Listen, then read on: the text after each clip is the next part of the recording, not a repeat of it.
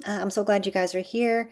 We're doing something new. We're moving our Friday afternoon calls to Wednesday evenings to see if that would be a better fit for the majority. So we're going to try that out and see. In the future, we might actually keep both.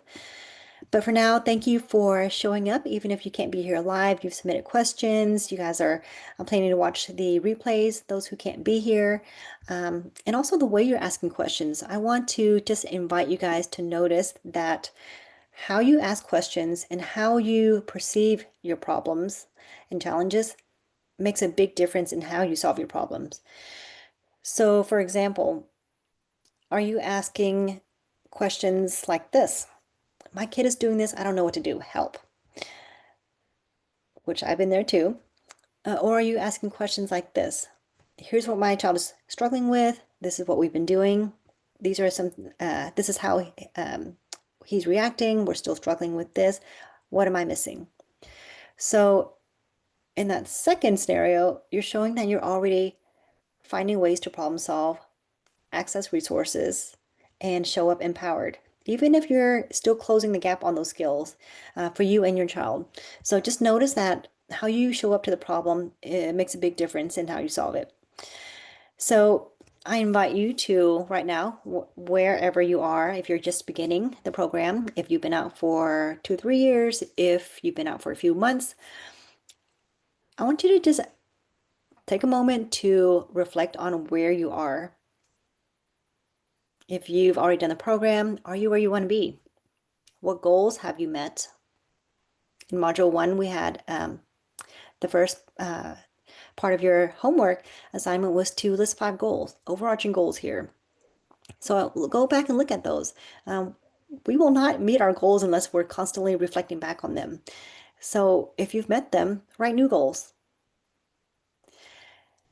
And then look at what current challenges you are having. Are they the same ones? How much progress have you made? How frequently are you still encountering those challenges? So doing this gives you data. And when you have data, then you can better tweak what you're doing. You can keep iterating and you can have more be more objective in how you're viewing your child and the issues here.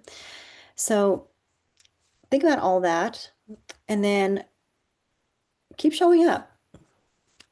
You guys have invested your time, your money, your energy to be here. This program is not a one and done. Like just because you've done your 8 weeks or whatever it was, and you finished, it doesn't mean the work stops now or after that. It means now you're leveling up. Now you've got the foundation. Now is where you get to hone in on this on a daily basis. This is where you set the intention.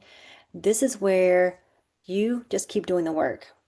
And so when you're encountering your challenges, the challenges that you've been dealing with for, let's say, a couple years or however long it's been, are you approaching it with a sense of dread of here we go again?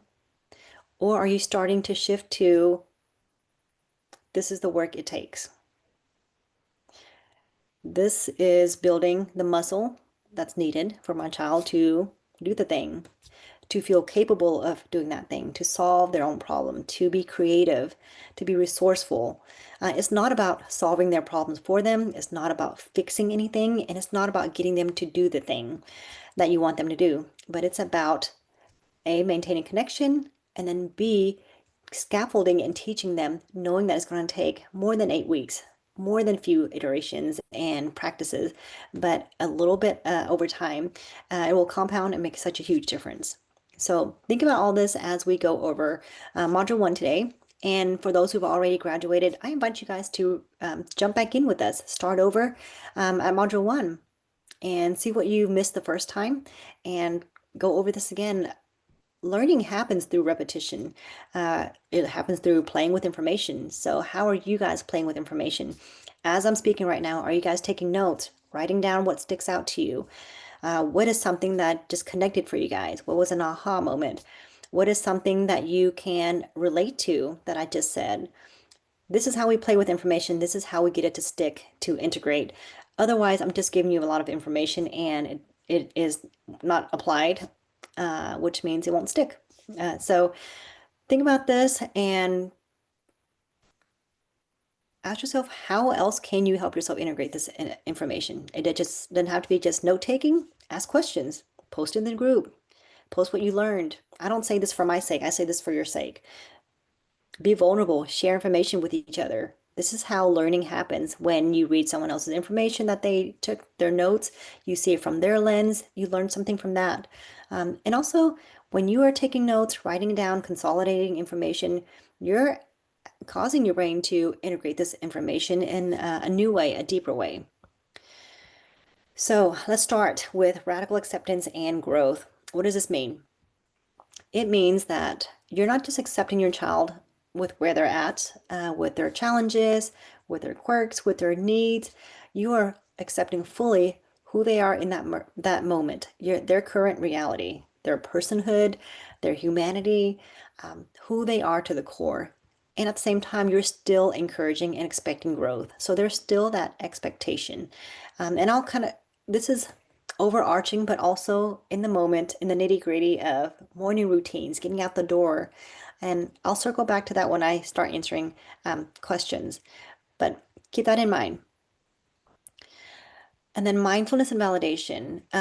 What does this mean exactly? So mindfulness gets really tricky. A lot of times we kind of blow this off because it sounds silly, sounds woo-woo, but mindfulness simply means attunement, tuning in, paying attention to what's the most important in that moment, which is your child. So paying attention to one thing at a time. So most of us, and I still will do this a lot of times, but we might be washing dishes while we're talking to our kids. And sometimes that's fine. But what is your current relationship with your child? Are there more power struggles than you would like? Are you noticing that your child is still having a lot of meltdowns, a lot of power struggles between um, you and them, sibling fights, all of that? All those are cries for attunement and attention, dialing in your connection with them. And the validation piece goes together with this because unless you're mindful of what's right in front of you, you will not be able to validate effectively.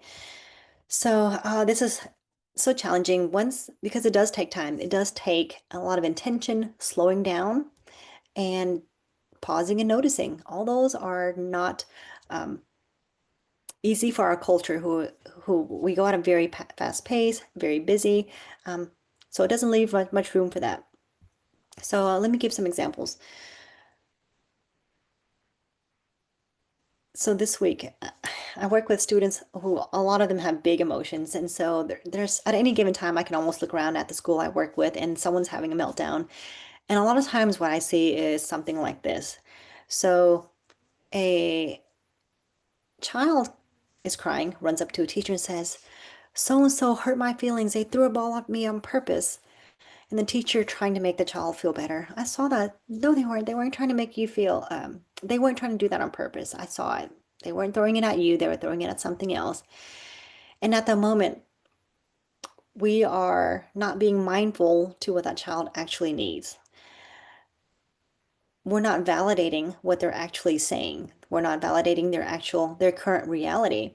Even if we saw it differently, we can still honor what they felt and what they saw and what was their reality in the moment.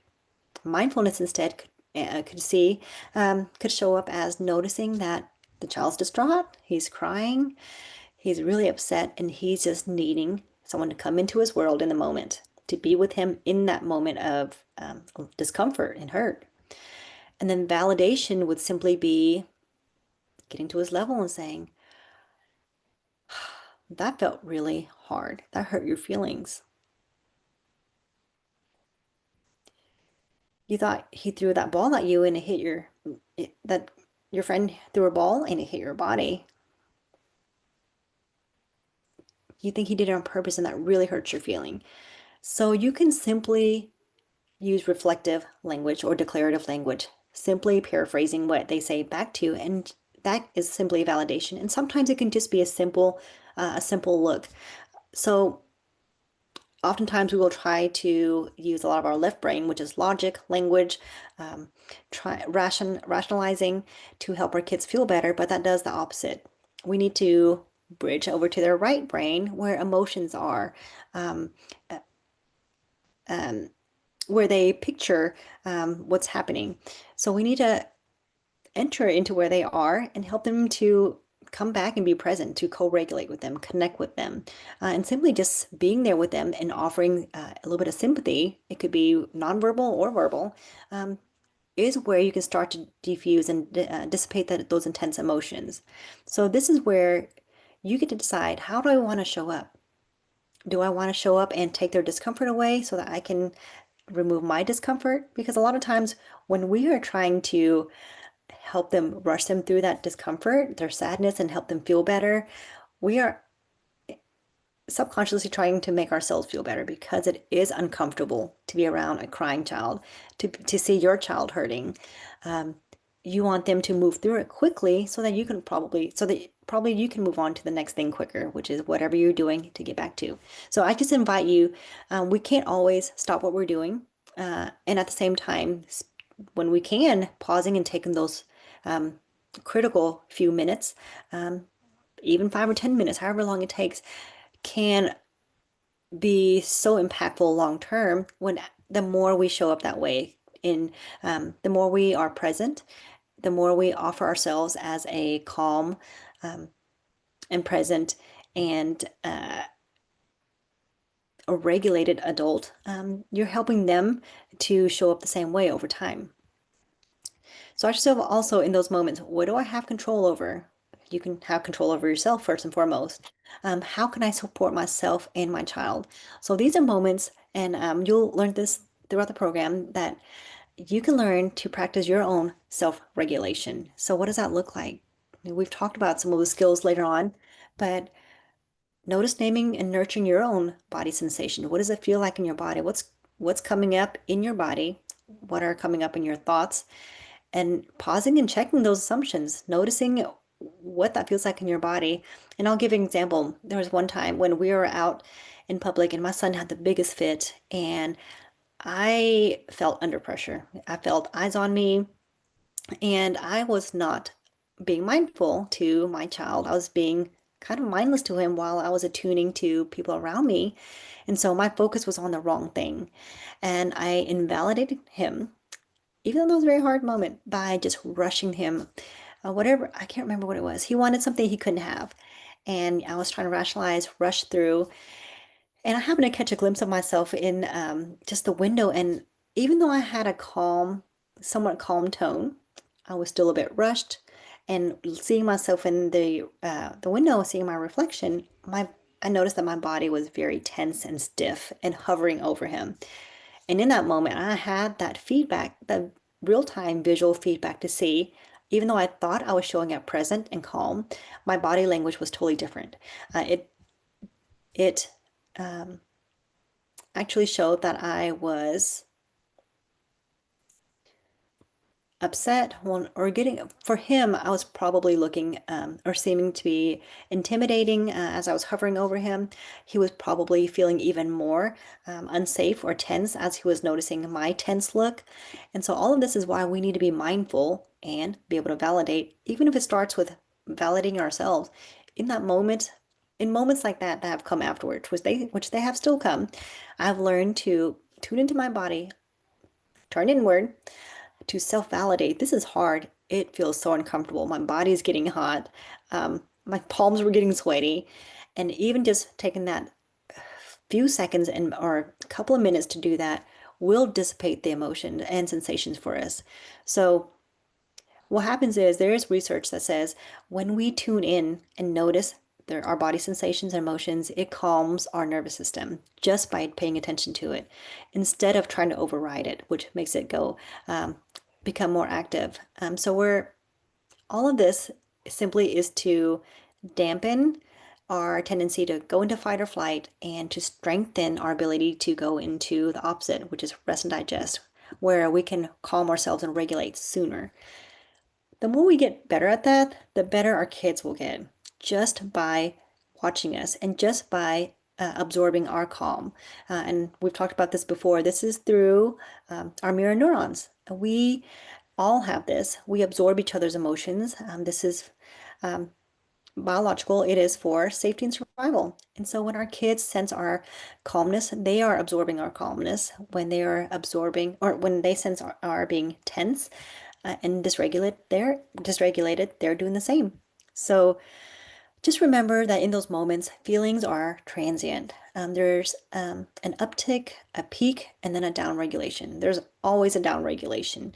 So in those moments, just know that they're coming, and you are simply trying to ride that out in a way that does not escalate them or yourself, but you're riding it out and you are helping them to move through that in a more impactful way, and effective way. So the last part of our module we talked about was envisioning and empowerment. So using visualization to help us achieve our goals, build motivation, and then maintain momentum. All of that is possible, even though this sounds very strange right now. I'll give some examples. So Amber, um, one of our new parents here, she is a physical therapist. So something you probably are, well, something that we do as therapists, OTs, PTs, is we help our kids with motor coordination. So movement, coordinating their gait, their fine motor skills. All of this comes after motor planning. And then that comes after ideation. So let me start at the beginning. There's first ideation, so forming the ideas in our head, what that looks like in our mind, mentally playing with that image, what that looks like, how that'll feel, and simultaneously planning, so motor planning. And then there's the execution. So ideation always comes before execution. This applies for not just motor development, physical development, but also look at different areas where we've done this. So Erica, you're a business owner. Before you built your business, before you executed, you had to ideate. What did that have? What would that look like? Do you feel capable? How would you go about starting? So there's this ideation of what that would look like, and then over time, you executed. So this is the same concept in parenting. Break this down. What can you visualize for mornings for you guys if this is a struggle? Can you visualize as concretely as possible in your mind what a smooth morning would look like? And not even that. Start with where you're at with your current reality. If you're having morning struggles every morning, can you envision what you'll do tomorrow morning when your child has the same struggles that they are currently having? How will you show up? How will you be present? How will you be moving through those challenges? And I mean, you need to be able to visualize moving slowly, pacing your movements. So, because when I envision morning times for most of it, it's probably very rushed. And I'll admit my mornings have been rushed lately. And so that looks like high intensity, shoulders to my ears, running from refrigerator to the mudroom, back to the refrigerator, 5 different places. And so what I want to work on, and I invite you guys to do the same, is to envision a morning where you are preparing yourself and your child the best you can, and you're ready to rise up to the occasion if there are challenges. What will your voice sound like? What will your nonverbal language look like? Um, how will your shoulders and your arms be positioned? If your child's on the floor, they're having a big meltdown, what are you doing in that moment? And I will say some of the most effective things for me have been simply to join and sit with them and not even say a word for a few seconds. Because they're probably expecting redirection, correction, and they're not expecting connection, which is what they need the most. In those moments, if you can just simply sit with your child, maybe a hand on their back as they're rolling around on the ground or lying there, or just sitting in crisscross, taking a deep breath, letting them know that you're present, you see them, the expectation's still there to go to school, and yet you're not rushing that process. Remove the external pressure of time whenever and wherever you can.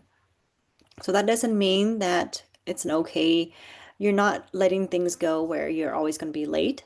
But at the same time, spending those few minutes right there where your child sees that the priority is not to get them to school on time or you to get work on time. Of course, that is important. But right now, with where you are, the priority is connection, letting them know you're available, and then also leading with certainty. No matter what the challenge is, you're still showing them that the expectation is still there. You're using clear directives. This is really hard. Your body doesn't think it can do it. It feels so hard that your body needs to lay here.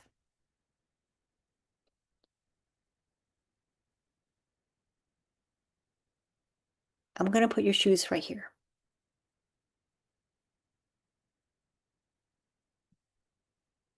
I'm gonna put my shoes on and iterate. Trial and error. What does it look like? Even time yourself. Time yourself and see how long it takes before they make a move. How long does it, in those moments, how long until you see a shift? So a lot of times I have so many kids that will do this. The task seems so overwhelming and daunting, or maybe they are so stuck in future thinking with anxieties of school, not wanting to go, that they are just stuck. And Erica, in your question, I'm tying a lot of what you're saying in here, your question in here because it's just applicable here. But you asked about how to make the tiniest bit of progress, and I commend you for that. You're noticing we're not trying to solve every problem. We're trying to make tiny incremental steps here, progress.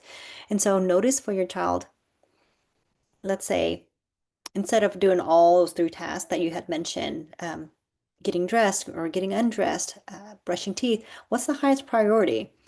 And what is one area in which you can pace that one task and being present with them? And how can you support yourself? And so the toothbrush, well, let me just frame it this way. They're going to need pants on more than they have to need to brush their teeth to get to school. We just need pants, right?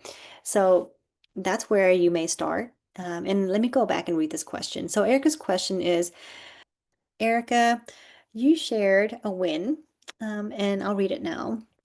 Camden fits in really well with his classmates and feels really comfortable at school this year. I was at his Halloween parade and party. It went perfectly and zero complications when I had to leave for work afterwards.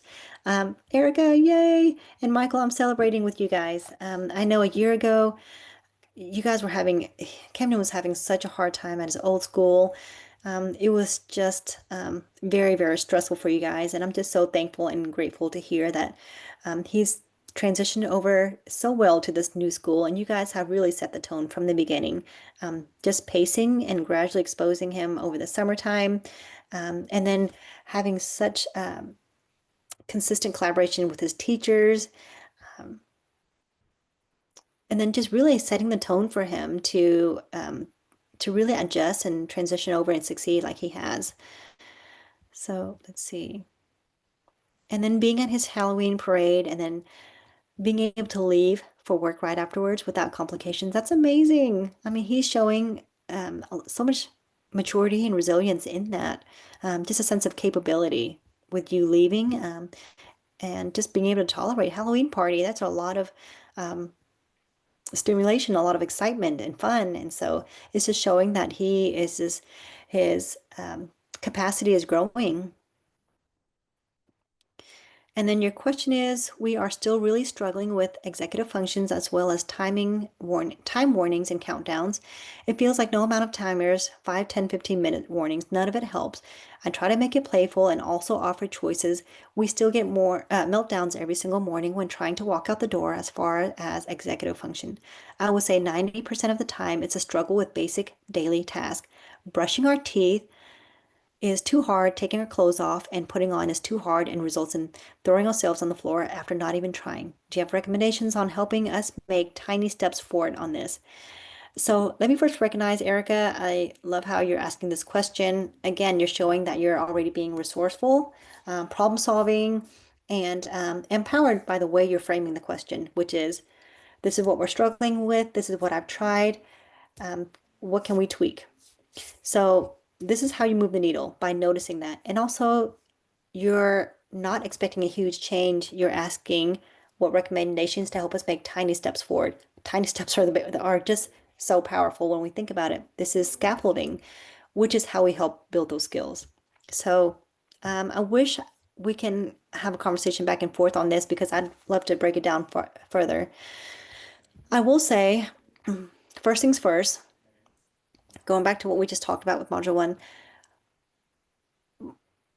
how are you showing up to this? How are you feeling in this context, in this scenario of morning time? I will say, just kind of from hearing what you're using so far, the time warnings, the countdown, the timers, 5, 10, 15-minute warnings, I feel a sense of pressure from this. I feel the pressure on Camden, and I also feel the pressure on you. And just knowing for us how rushed mornings can be now, if we're not careful, it can be very stressful. And that in itself can sort of create that fight or flight resistance, unsafe feeling where it may create a power struggle dynamic. So what I'm curious is what has helped in the past. I know that you have used some really playful ways of helping to move the needle, whether it was acting out this Bluey scenario to walk into the classroom, and you were being so creative and playful there. Offering choices, yes, and then you're still having meltdowns every single morning. Okay, so I would encourage you, if you were here with me, I would say let's role play and see how this is playing out so I can get a better idea.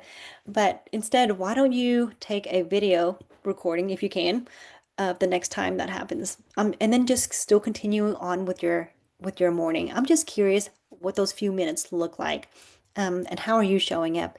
Can you take a few minutes to sit, validate without the pressure of doing the tasks, such as brushing our teeth, getting dressed, whatever, and then just seeing what that looks like. See if there's any shift at all, whether it's, from having a meltdown to then quieting as he sits next to you. And in that moment, that might be a perfect moment to start putting on your shoes and then handing him a shoe without a word even, and just seeing what happens. I mean, this is where the iteration comes and the trial and error. Um, but if you could just record, show me that clip. I'm just curious how that's playing out currently. And then as far as the task, I would say, since we're scaffolding and wanting to build tiny steps, pick your most important tasks. So whether it's brushing teeth or getting dressed, I would think it's more important to have pants on to get to school than brushing your teeth. And then pick that one task. So putting your pants on. And just go back to module 6 where there's the stair diagram. So the ladder of intervention at the very bottom is where you guys currently are. At the very top step is where you want to be. So if your goal is for him to put on his pants by himself, then starting at the bottom, where is the smallest step you can do? And when we're thinking about breaking steps down, I usually think of helping with the very first step, tiniest first step, or the last step. So I'm not sure where you are currently with how you ask him to put on his pants, but something that I want you to encourage you, and you're already very good at being playful with some of these things, and we don't have to put on a production the whole time, but I just think of when we used to do in transitioning, like transitions were such a hard thing, and we have since cut down transitions, so everything was in the same place. We would do sort of an obstacle course, like literally a couple of pillows and a small towel folded up to be like a balance beam. And so it would literally just take 2 seconds to put together. And we would say, all right, there's your obstacle course. You got to get to your pants without falling into the lava. And they would climb on those pillows, walk the balance beam, which is a little towel, and then grab their pants. And so maybe shift your language, try this. Instead of time to put on your pants, you could say, time to get on the obstacle course and see if you can get your pants without falling in. Again, it does not have to be a production. It is simply, again, going back to how do you want to show up? Do you want to handle a 30-minute meltdown or spend a few minutes a minute to put an obstacle course. And I'm not saying that's the answer, but it's how can you show up creatively and with curiosity, playfulness, in doing that one thing. Um, and then as far as helping, let's see, with the very first step or the last step, it might be, oh, you made your pants, or you got your pants. All right, I'm gonna help you with I'll help you with the first one, first leg, and then just to again move the needle in that aspect. Or maybe they're putting their everything on, and your last step is to button it up, and then I'm just going from there. But again, and then the toothbrush thing is you can bring the toothbrush with you in the car. And again, here's where you can lead with certainty, even if they bug. Whatever the discomfort is that's causing them not to want to follow through, to resist, you can still lead with certainty. So radically accepting where they are. This feels so hard for your body. Your body doesn't want to do it. And you can still set the expectation with clear directives. You'll know when you're ready. The toothbrush will be in the car with us. And maybe it can be disposable toothbrushes that you keep in your car for now as you're moving the needle. But give him as many successes as possible, like in setting the stage for success, even in that first scenario where I just gave you with the pants, and doing that for a couple of weeks and seeing how far up that ladder that or the stairs that we just talked about, how far up did he get in 2 weeks?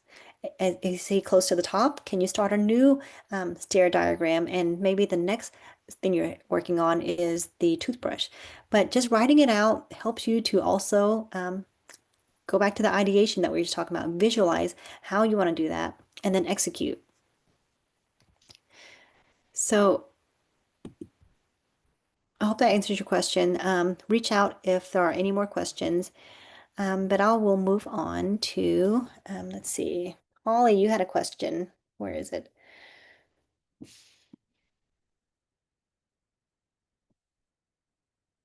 was about talking back. So Holly did the program a couple of years ago, um, and still struggling with her son with talking back. So the scenario was yesterday, his at football, the Chiefs were playing, they were losing, so he loses control and was screaming, crying badly because they are doing, or was screaming and crying because they were doing badly. I said, Keegan, before I could talk any further, he told me to shut up. That turned into me telling him that we don't talk like that.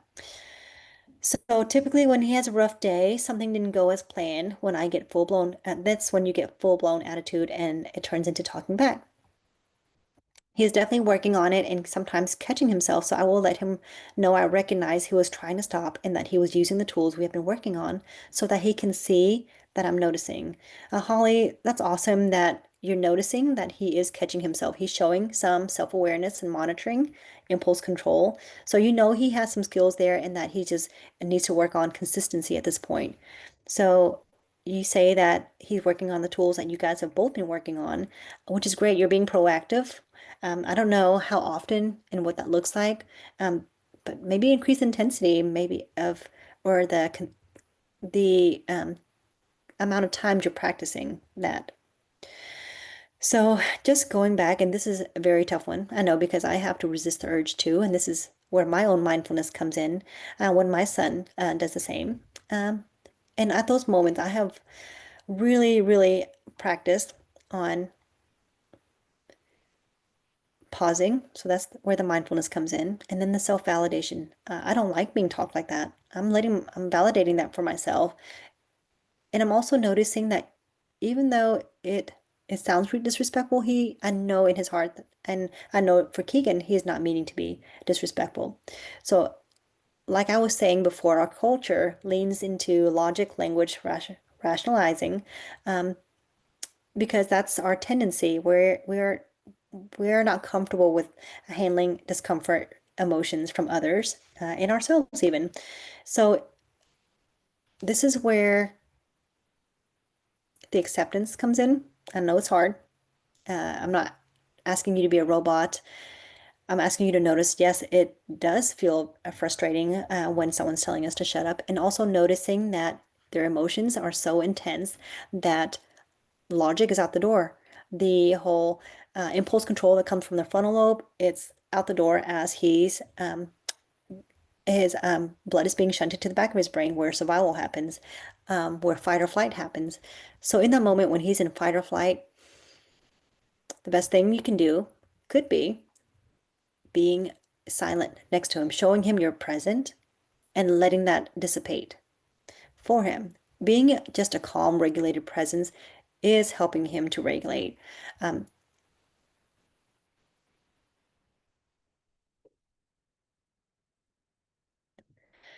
I'm just curious for you,